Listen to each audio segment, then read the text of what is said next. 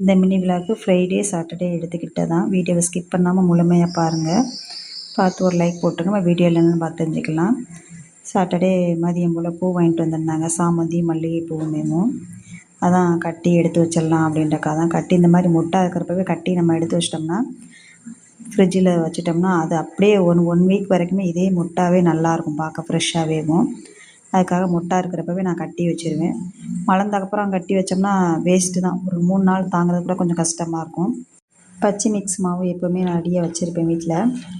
ஒரு ஆனியனை மட்டும் கட் பண்ணி போட்டு லைட்டாக மாவு போட்டு பிசைஞ்சு ஆனியன் போண்டா போட்டாச்சு. ஈவினிங் டயத்தில் ஒரு காஃபியோட ஒரு 2 போண்டா வச்சு சாப்பிட்டா நல்லாயிருக்கும் அப்படின்ற மாதிரி போட்டு சாப்பிட்டுட்டோம்.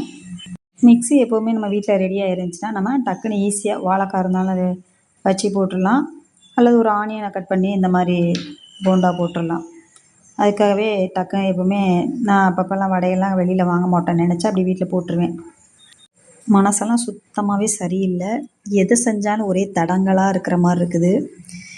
ஏன் அப்படி இருக்குன்றதை எனக்கு நினச்சாலே ரொம்ப கஷ்டமாக இருக்குது.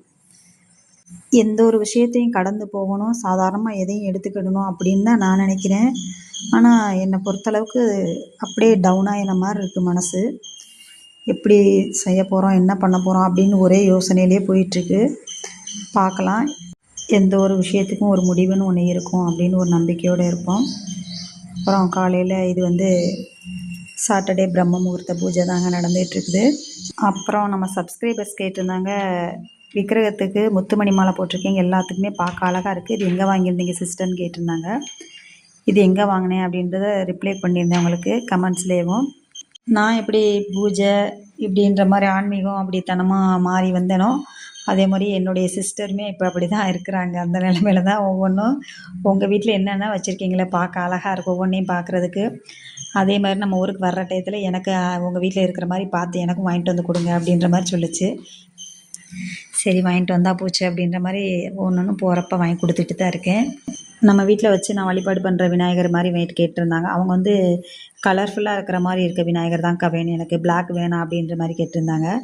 சரி போய் பார்க்கலான்னு பார்த்தேன். அந்த ஷாப்பில் இப்போதைக்கு ஸ்டாக் இல்லை, நெக்ஸ்ட்டு வாங்கன்றிருந்தாங்க. சரி நெக்ஸ்ட்டு பார்த்துக்கலான்ட்டு அப்புறம் வந்துட்டோம். போய் பார்த்துட்டு இந்த நிலவாசல் வழிபாடு பண்ணுறப்ப அவ்வளோ நல்லா அழகாக இருக்கும் பார்க்குறப்ப. நான் வெளியிலேருந்துட்டு இப்படி வெளியில் போயிட்டு இப்படி கேட்டை திறந்து உள்ளே நுழையிறப்ப பார்க்குறப்ப இந்த நிலவாசலை பார்க்குறப்ப அவ்வளோ அழகாக அப்படியே ஒரு தெய்வீகமாக இருக்கும். பார்த்தோன்னே அவ்வளோ பிடிச்ச மாதிரி இருக்கும். இன்னமும் நான் சில இதுக்கெல்லாம் வைக்க வேண்டியது இருக்குது. அதை ஒன்றொன்னா வாங்குவோம். நம்ம மொத்தமும் எல்லாமே இதிலேயே வாங்கிட்டே இருந்தோம்னா எங்கள் வீட்டுக்காருக்கு சுத்தமாக பிடிக்காது. அப்புறம் அமைதியாக போய்கிட்டு இருக்க ஃபேமிலி, அப்புறம் 2 பேத்துக்குள்ளே கொஞ்சம் மன கஷ்டம் வந்துடக்கூடாது அப்படின்றக்க கொஞ்சம் கொஞ்சமாக